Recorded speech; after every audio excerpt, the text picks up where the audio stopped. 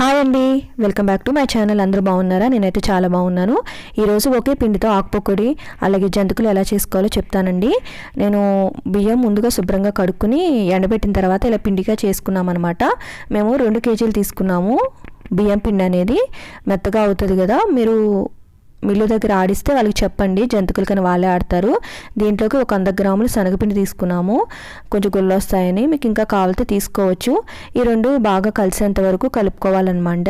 కలుపుకున్న తర్వాత ఏంటంటే కొద్దిగా వాటర్ వేసుకోవాలి. దీంట్లో కొద్దిగా సాల్ట్ వేసుకోండి.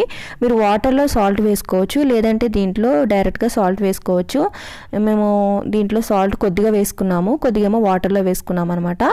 సాల్ట్ కూడా వేసుకుని బాగా కలుపుకోండి. తర్వాత ఏంటంటే ఈ నీళ్ళు అనేవి హాట్ వాటర్ అనమాట, అంటే వేడి చేసిన నీళ్ళు తీసుకోండి. చల్లార్చిన నీళ్ళు తీసుకోవద్దు. వేడి చేసిన నీళ్ళు తీసుకుని గడ్డతో కొద్దిగా వేసుకుని కలుపుకోండి. చూడండి ఇక్కడ, సో చేతి పెడితే కాలుతుంది కదా అని చెప్పి గడ్డతో తిప్పుతున్నారనమాట. తర్వాత ఏంటంటే ఇప్పుడు మనము మిక్సీ జార్లోకి పచ్చిమిర్చి అలాగే అల్లము తీసుకోవాలన్నమాట. చూడండి, ఇవి వేస్తే చాలా స్పైసీగా, అంటే పచ్చిమిర్చి వేస్తే చాలా స్పైసీగా బాగుంటుంది. అల్లం కూడా వేసి టేస్ట్ చాలా బాగుంటుంది. దీంట్లోకి మీరు ఆకుపొక్కులకి మీరు ఇంకా వేసుకోవచ్చు, నువ్వులు వేసుకోవచ్చు, చాలా బాగుంటుంది. మేమైతే వేయలేదు. ఇదేంటంటే కొద్దిగా వాము వేసుకున్నాం అనమాట.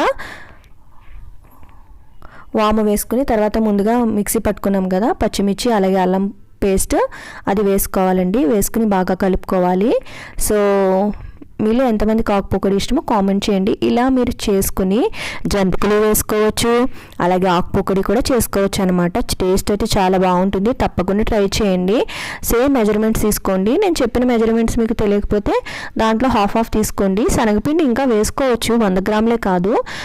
మేమైతే అంత తక్కువే తీసుకున్నాము, మాకు అంతవరకు చాలు కాబట్టి మీరు ఇంకా కావాలితే వేసుకోవచ్చు అనమాట.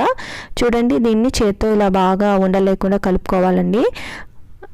అక్కడ మా నాన్నమ్మగారు చేస్తున్నారు, సో నేనైతే వీడియో తీస్తున్నాను అన్నమాట.